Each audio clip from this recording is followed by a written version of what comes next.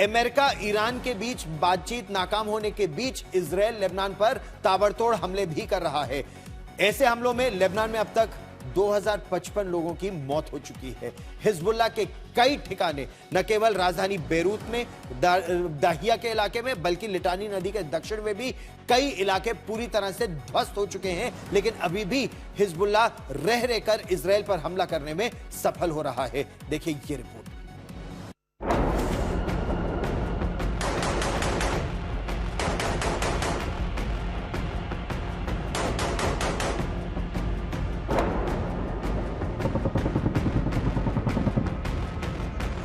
Lebanon Israel सीमा पर आसमान में मंडराता हुआ हेलीकॉप्टर, फ्लेयर छोड़ता हुआ और नीचे जमीन पर चलती भारी मशीनें।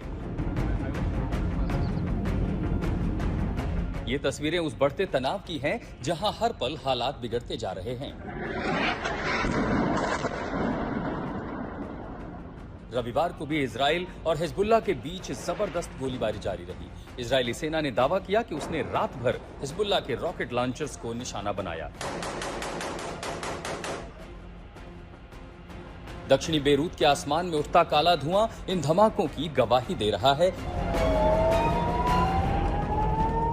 उधर सीमा के पास बसे इजरायली गांवों में सायरन गूंज उठे, जो लेबनान से आने वाले रॉकेट हमलों की चेतावनी दे रहे थे।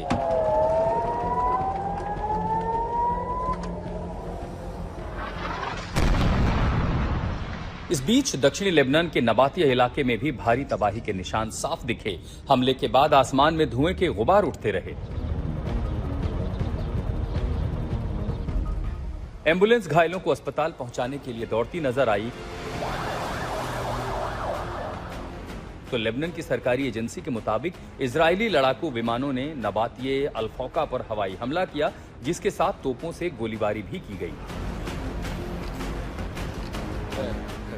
इजराइल के हमलों से टायर सिटी ने गहरे जख्म झेले हैं। कलेजे को चीर देने वाली मातम की तस्वीरें सामने आई। सामने स्ट्रेचर पर परिजन का शव और ढाढ़स बंधाने अपने नजर आए।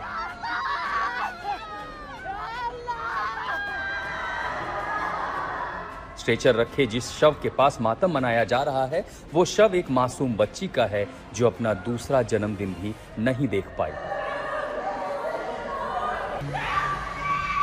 अमेरिका ईरान में युद्ध विराम के ऐलान के बाद इजरायली हमले में मारे गए लोगों को जब दफनाया जा रहा था, तो ये बच्ची भी उस वक्त वहीं थी। तब उसके पिता को सुपुर्दे खाक किया जा रहा था। जब इजराइल का विध्वंसक हमला हुआ तो बच्ची की भी जान चली गई।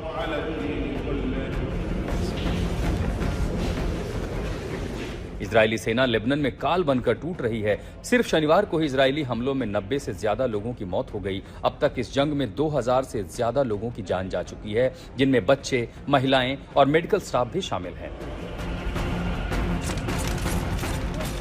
इजराइल का कहना है कि लेबनान में जारी ये कार्रवाई ईरान अमेरिका संघर्ष विराम का हिस्सा नहीं है, जबकि ईरान ने मांग की है कि लेबनान में हिंसा तुरंत रोकी जाए।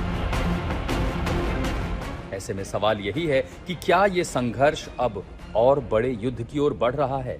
आज तक ब्यूरो।